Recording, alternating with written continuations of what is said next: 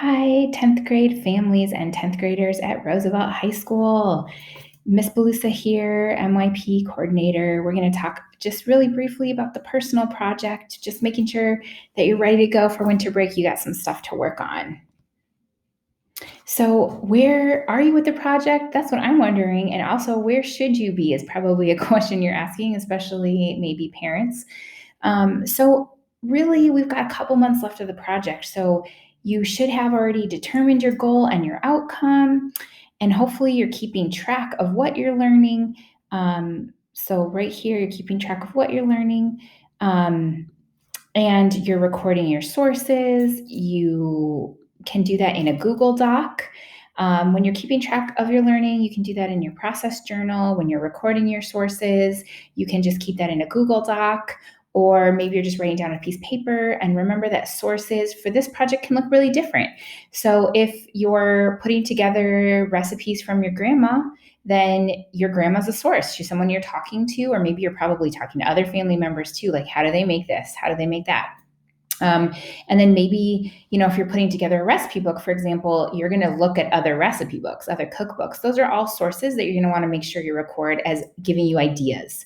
Okay, so it could be YouTube videos, it might be talking to people, or interviews. It could be places where you're getting advice or help. Those are all sources, and I want to make sure that you're writing them down somewhere.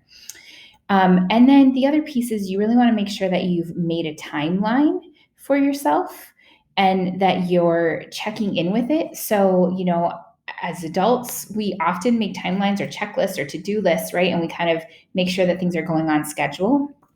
So make sure that you have a timeline. I know for me, I'm putting plants up all over my house. It's kind of a plant sanctuary, and I've had to research how to hang them. And so my timeline is that over winter break, I'm finishing up my bathroom. So I'm finishing up putting plants in my bathroom, and I've got different storage going on there. So I'll have tons of pictures to be able to share. That's my project, right? And I'm checking in. And if for some reason something happens over winter break, then I check in with my timeline and I go, okay, I'm going to push it back a week or two. So that's kind of the things you want to do with your timeline. I would encourage you to have your product finished by the end of January, beginning of February, maybe mid-February at the very latest, because you need to do your reflective report. And while that's not hugely time consuming generally, it does take a little bit of time and effort. And so you want to be wrapping up your project really beginning of February, making sure that whatever it is you're going to be making or learning or producing, so that's what we call the product part, that you've finished that, right? And with that means you finished your journal, you finished recording your sources, and you're making or learning whatever it is. Again, remember that this project is not about perfectionism. It's about trying and experimenting, taking risks, appropriate risks, of course, but like really learning from the process. So if your goal was to write 3 songs and record them, and maybe you only have 1.5 songs written, great. Go record those. That's what you got done. And then you just, in your reflection, you say, like, my goal was 3. Here's what got in the way from me meeting my goal. Maybe it was the COVID blues. Maybe you realize that writing 3 songs is actually really hard. Maybe you wrote 10 songs instead of 3. Awesome. Like, that's great. So just, you're going to reflect on that in your report that you're going to want to start in February.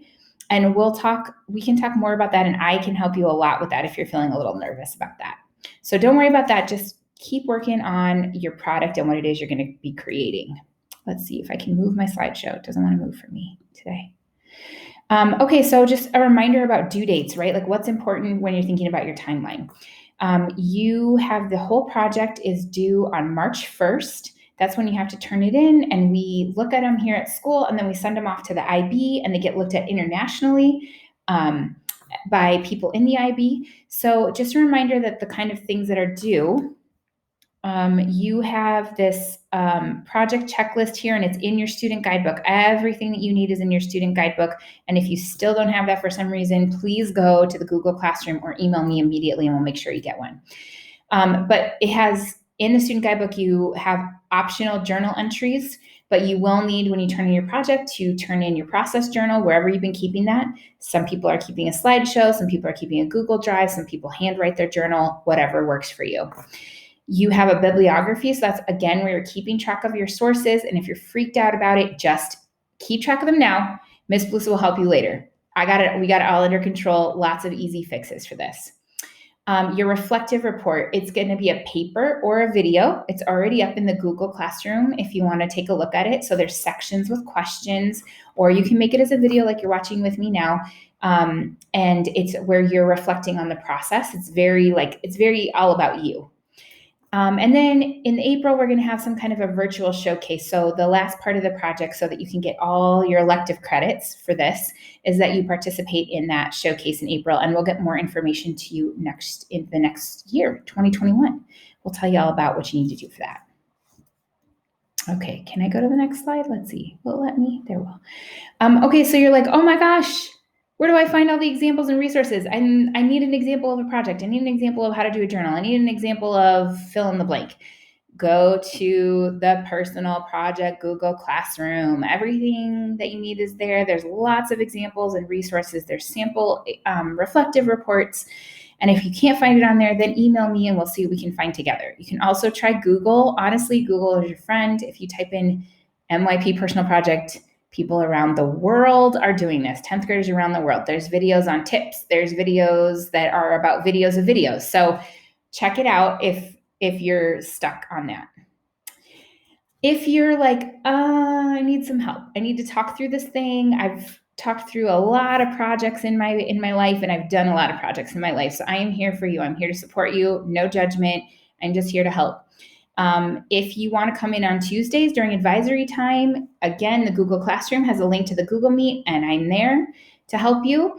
If you want to come in, we're doing Wednesdays now, with Wednesdays being asynchronous. The Google Meet, again, same link, go into the Google Classroom. I have a Google Meet there from 11 to 12 on Wednesdays. And of course, if those times don't work for you, just send me an email. I'm the only Marika Belusa in the district /world. So you can find me pretty easily if you look me up. And just send me a very nice email, of course, like, hey, Miss Belusa, wonder if you could help me. Tell me what times and dates you need, and we'll get it set up. I love working with you one-on-one. I love hearing about your projects and trying to talk through problems. I love problem solving, and I love ideas. So please hit me up if you are in need of that. Otherwise, have a really safe and restful winter break. Families, I hope you get to spend a lot of time together, since there's not a lot of other options anyway. I hope it's really nice time with each other, and you can maybe talk about the personal project. You could look at the student guidebook together. It has just so much information in it that you could go through to talk through. There's, again, tons of examples. So if you're looking for examples online, and of course, email me and I will check in with you all as well. Thanks for checking in today. I hope that, again, you have a safe, restful winter break, that you come back in 2021 restored, rejuvenated, and ready for all that next year has to offer us. Have a great day, everybody. Have a great break.